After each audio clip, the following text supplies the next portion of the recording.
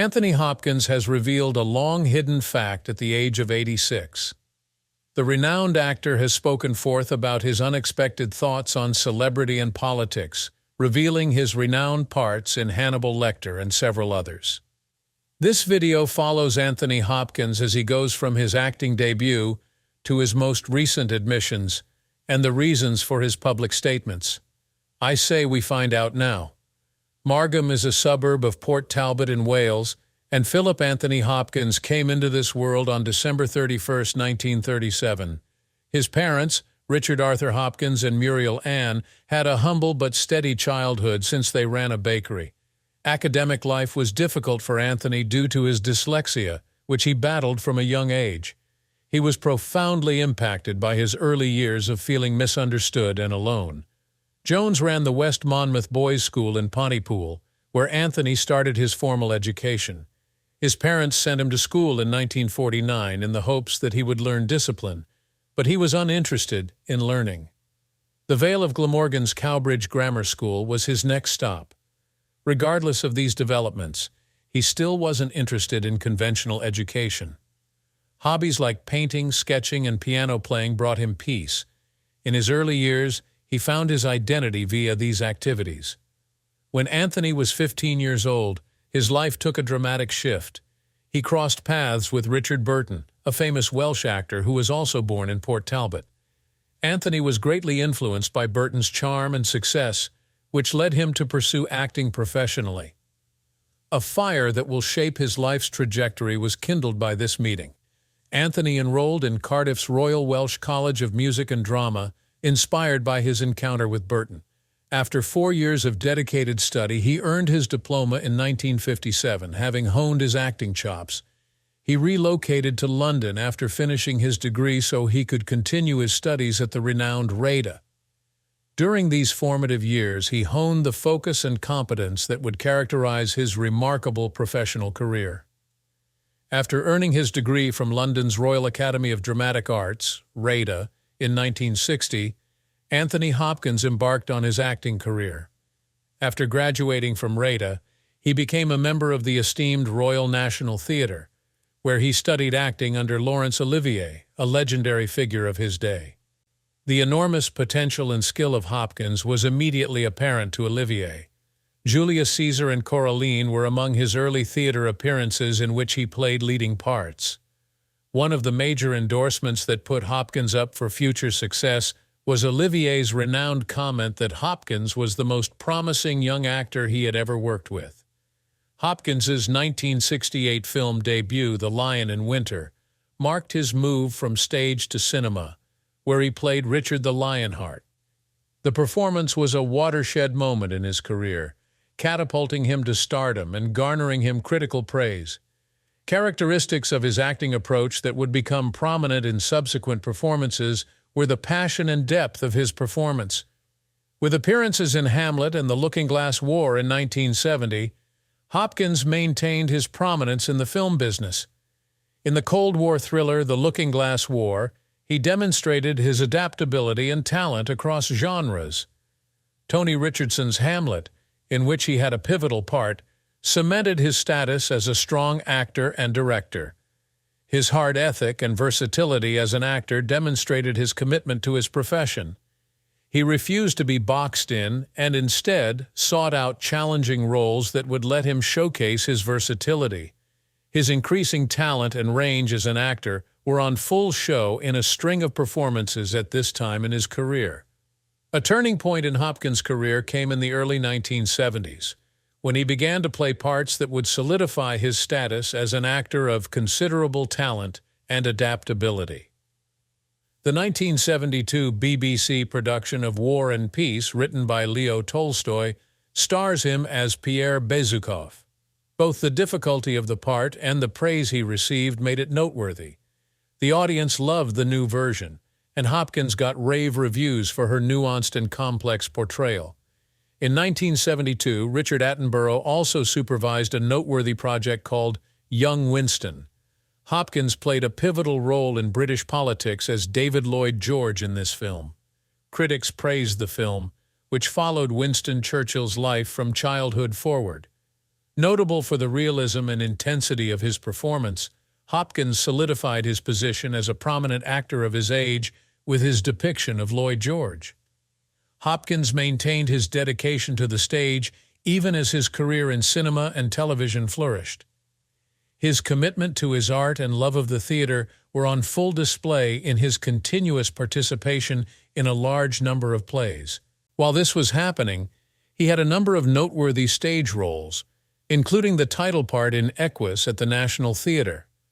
His performance in Equus demonstrated his extraordinary skill and commitment, demonstrating his capacity to enthrall viewers with his intense and emotionally charged acting. Hopkins made his television miniseries debut in 1973's The Edwardians, playing the part of David Lloyd George. The multifaceted Lloyd George was portrayed by Hopkins with remarkable accuracy and realism. He was the Prime Minister of the United Kingdom during World War I.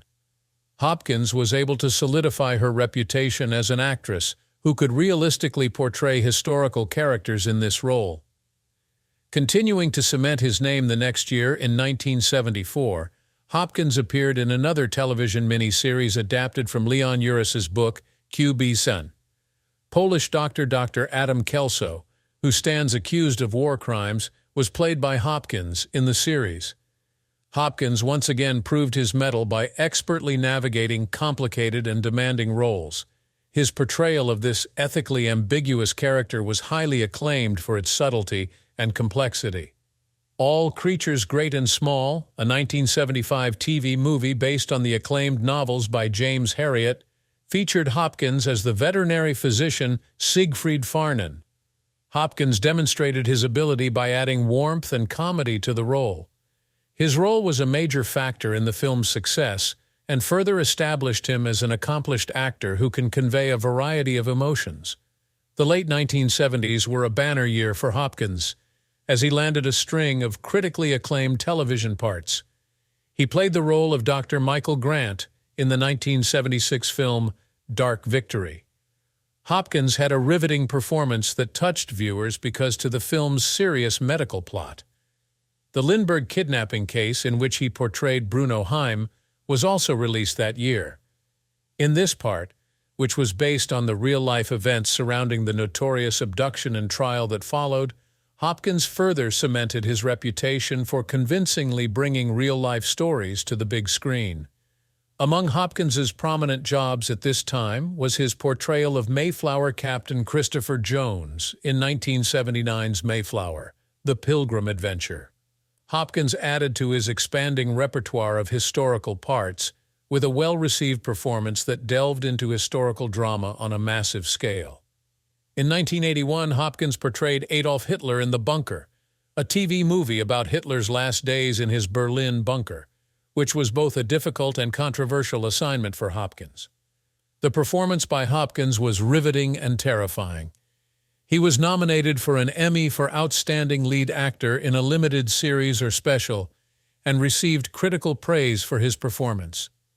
The fact that Hopkins could immerse himself in the mind of a notorious historical character is a testament to his extraordinary skill and dedication to his work.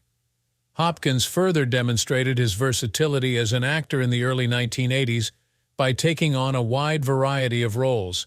He played the role of Quasimodo in the 1982 TV movie The Hunchback of Notre Dame. In this part, Hopkins had to give Quasimodo, the stooped bell ringer of Notre Dame Cathedral, nuance and emotion. The sad and multifaceted essence of literary great characters was brilliantly conveyed by him in his portrayal. Playing the part of Dr. Ravage, a German surgeon who flees to Paris during World War II, Hopkins showcased his talent for portraying characters with a profound feeling of inner turmoil and resiliency in 1984's Arch of Triumph, a television film adapted from Erich Maria Remarque's novel. Capturing the depth of a man struggling to find meaning in a world ravaged by conflict, his portrayal was riveting. Hopkins had another notable part in the 1985 psychological thriller Guilty Conscience, in which he portrayed the character of Arthur Jameson, a lawyer who was planning the flawless murder of his wife. With an engaging and unnerving performance, Hopkins delved into the film's themes of justice and morality. His compelling and unforgettable performance was a result of his mastery of the character's complicated psychology. In the same year, Hopkins was the lead actor in the TV movie Mussolini and I, in which he played Benito Mussolini's son-in-law, Count Galazzo Ciano. Hopkins had to deftly negotiate the complex emotional and political issues of Ciano's life to fulfill this role. His portrayal further cemented his reputation as an adaptable and gifted actor by demonstrating his capacity to embody complex historical figures. The 1987 picture 84 Charing Cross Road co-starred Hopkins and Anne Bancroft. Based on a real-life connection between a writer in New York and a bookstore owner in London, Hopkins was able to give Frank Dole complex motivations and emotions in the film. His performance as the quiet yet kind bookshop was well received, showcasing his talent for nuanced emotional expression. In 1991, with his legendary performance as Dr. Hannibal Lecter in The Silence of the Lambs, Hopkins reached a turning point in his career. His rise to stardom and critical praise was propelled by this part. The film, which was directed by Jonathan Demme, starred Hopkins as the maniacal doctor who was both smart and dangerous. The Academy Award for Best Actor went to him because of his terrifying and memorable performance. With 5 Oscars to its name, including Best Picture, the picture was clearly a smashing triumph. As a result of his performance as Hannibal Lecter, Hopkins was widely recognized as one of the most captivating performers of his time. Hopkins went on to provide strong performances in a string of critically praised films after The Silence of the Lambs. A 1992 film version of E.M. Forster's novel Howard's End featured him as the lead. The James Ivory-directed adaptation of Forster's book. Hopkins played the role of the rich and conservative businessman Henry Wilcox in the film. The film's success was due in large part to his nuanced and compelling performance. In James Ivory's 1993 adaptation of Kazuo Ishiguro's book The Remains of the Day, Hopkins played the part of Stevens, a butler working in a big English estate. One of Hopkins's most critically lauded parts was in the film. He was nominated for Best Actor at the Academy Awards for his performance as the quiet and devoted butler. One of Hopkins's remarkable talents was his ability to portray nuanced emotions using controlled facial movements and little words. By the mid-1990s, Hopkins had already established himself as a multi-talented and talented actor, and he was taking on more difficult parts. His 1995 film Nixon, directed by Oliver Stone, stars him as Richard Nixon. He received another Best Actor nomination for his powerful and complex performance as the divisive president. The film gave Hopkins the chance to show off his acting chops by delving into a complicated and flawed character. James Ivory's 1996 film Surviving Picasso starred Hopkins as Pablo Picasso. The film chronicled the renowned artist's tumultuous personal and professional relationships. The depth and intensity of Picasso's persona were brought to life by Hopkins's portrayal, which garnered praise for its realism. Starring as former U.S. President John Quincy Adams, Hopkins brought attention to the 1997 Steven Spielberg film Amistad. Adams defended a group of African slaves who rose up aboard the Spanish ship La Amistad during their insurrection. He was nominated for Best Supporting Actor at the Oscars for his performance. Adding to Hopkins' already stellar resume, the film showcased his talent for delivering emotionally charged performances in historical dramas. In 1998, Hopkins demonstrated his flexibility as an actor by taking on 2 parts that were quite different from each other. He portrayed the original Zorro, Don Diego de la Vega, in The Mask of Zorro, which starred Antonio Banderas as the titular young hero. The box office smash showed that Hopkins could really shine in action-adventure parts. He brought more nuance and charisma to the picture in his role as the competent and knowledgeable tutor. The next year, Hopkins was in Meet Joe Black, in which Brad Pitt portrayed the embodiment of death when he encountered William Parrish, a rich media magnate. In the picture, Hopkins had a moving performance as a dying man, and the themes of love and death were prominent. His performance as Parrish was moving and movingly deep, which lent depth of feeling to the film's examination of the big concerns of life. During this time, Hopkins was nominated for and won a slew of accolades, firmly establishing himself as one of the industry's most acclaimed performers. Not only did he get nominations and awards from the Academy, but he also received recognition from BAFTA and the Golden Globes for his exceptional performances. Throughout this time, Hopkins established himself as a major player in the cinema and television industries because to his exceptional range and skill. In 1999, Anthony Hopkins demonstrated his versatility by starring in two quite different films. He made his acting debut in John Turteltaub's psychological thriller Instinct. Anthony portrayed anthropologist Dr. Ethan Powell, who exhibited erratic and aggressive tendencies while living in Uganda among guerrillas. The picture showcased Anthony's talent at portraying multifaceted personalities, even though it received mixed reviews and did poorly at the box office. In Ridley Scott's 2001 film Hannibal, Anthony played the role of Hannibal Lecter again. Critics were divided on the picture, but it did well at the box office. Still, Anthony received rave reviews for his performance as Hannibal Lecter, further cementing his place in cinematic villain history. Anthony also portrayed the role of Ted Brann, a man with psychic powers who forms a friendship with a little kid, in the 2001 film Hearts in Atlantis, which was adapted from Stephen King's book of the same name. Audiences thought Anthony's acting gave the picture more nuance, which contributed to its positive reception. Brett Ratner's 2002 prequel to The Silence of the Lambs, Red Dragon, featured Anthony's return to the role of Hannibal Lecter. Both critics and moviegoers gave the picture good reviews, and it did well at the box office. Anthony's talent for consistently delivering impactful performances shone through, giving Lecter a richer personality. Anthony played the role of Coleman Silk, a professor with a mysterious history, in the 2003 film The Human Stain. Many lauded Anthony's portrayal for its nuance, even if the picture received mixed reviews. The World's Fastest Indian, directed by Roger Donaldson and set in 2005, starred Anthony as Bert Munro, a motorcyclist from New Zealand.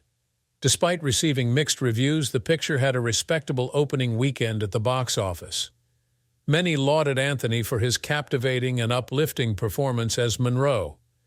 As Judge Irwin, a pivotal figure in Stephen Zaillian's 2006 political drama All the King's Men, Anthony made an appearance. Even though the film was critically panned, Anthony's performance was memorable, demonstrating his versatility as an actor.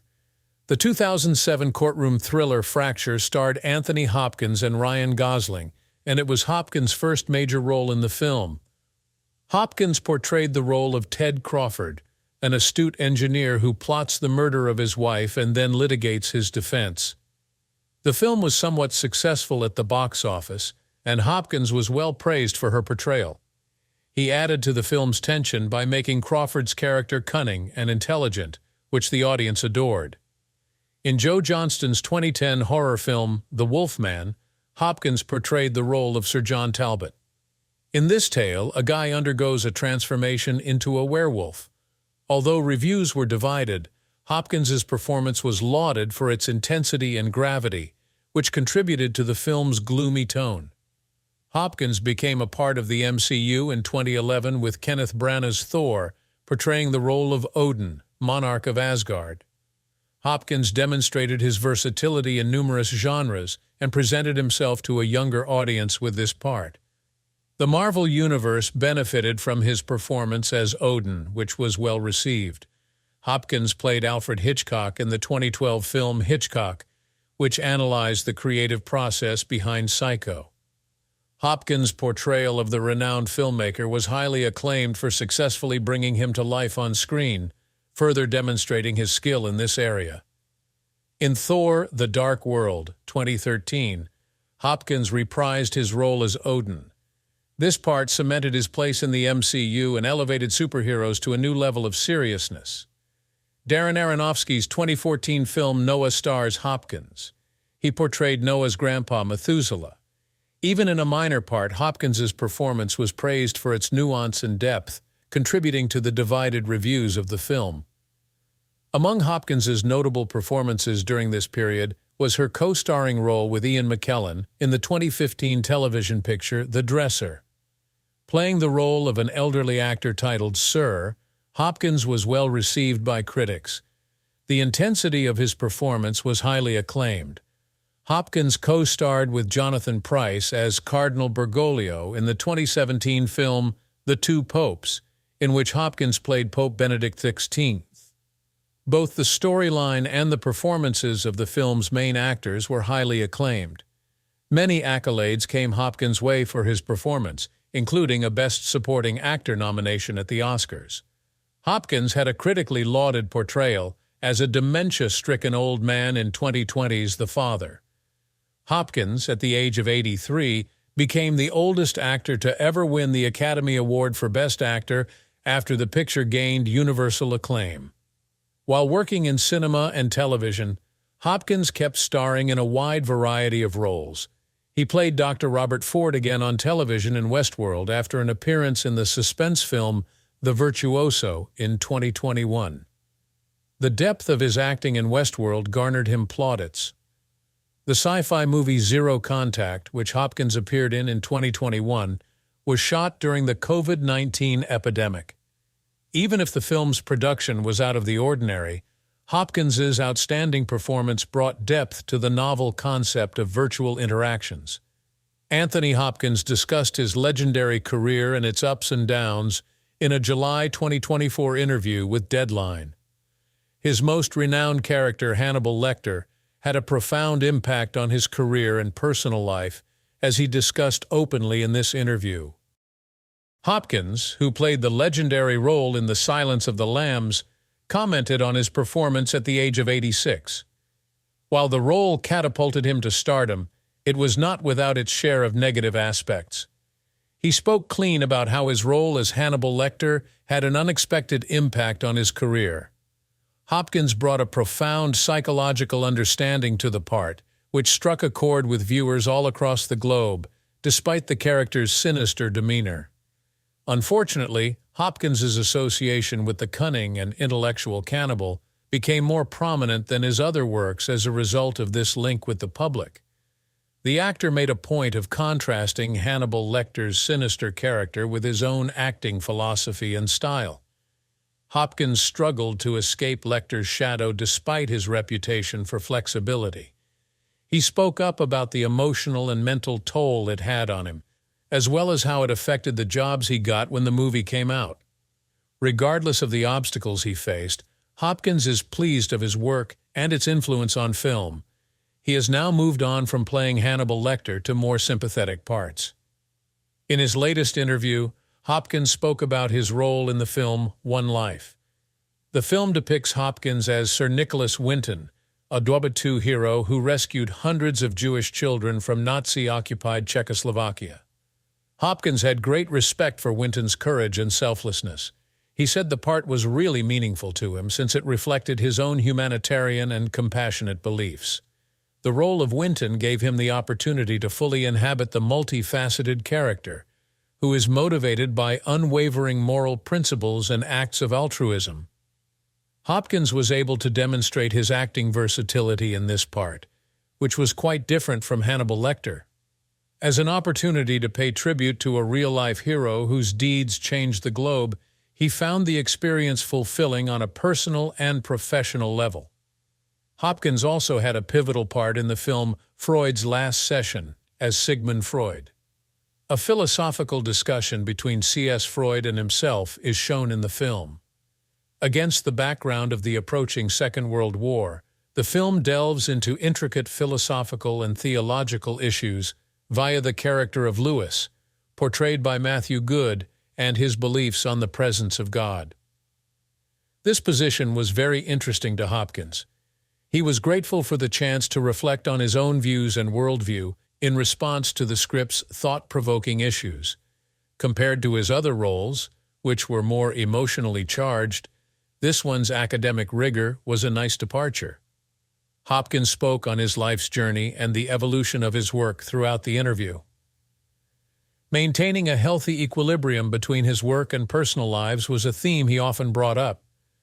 Hopkins has consistently put his mental health and happiness first, even in the face of fame's expectations and his demanding work. The capacity to keep one's feet on the ground and one's perspective, he said, has been crucial to his success. Hopkins has been actively involved in his profession for many years since he has a natural curiosity and a hunger for knowledge. Hopkins circled back to Hannibal Lecter to discuss the enduring impact of the character. He said that the part had a significant impact on his career, but that it also overshadowed his later roles. In an interview, Hopkins discussed how he was forced to repeat repetitive parts, which stunted his acting career. While acknowledging the limitations of previous parts, he said that Hannibal Lecter gave him the opportunity to delve into the shadowy side of human nature. Hopkins enjoyed the one-of-a-kind challenge that the character's wit and intellect presented. He is appreciative of the chance the part gave him, and the influence it had on his career, even if being typecast was tough. As far as his acting career is concerned, Hopkins plans to keep taking on challenging parts. Using his platform, he will draw attention to topics that are important to him and causes that are important to the world. Hopkins is committed to making an impression via his art, whether it's by interpreting the lives of real-life heroes like Nicholas Winton or by debating complex ideas like Sigmund Freud. Hopkins's involvement in coaching new performers and passing on his knowledge has grown in recent years, complementing his work in acting. He thinks it's important to mentor newcomers and pass on what you've learned. The impressive body of work that Anthony Hopkins has produced is evidence of his immense skill, adaptability, and commitment to his profession. It is incredible and motivating to see Hopkins's path from childhood battles with dyslexia to becoming a world-renowned actor. His new confessions shed light on the real guy behind the renowned roles, revealing his dedication to self-improvement and his ambition to use his platform for good.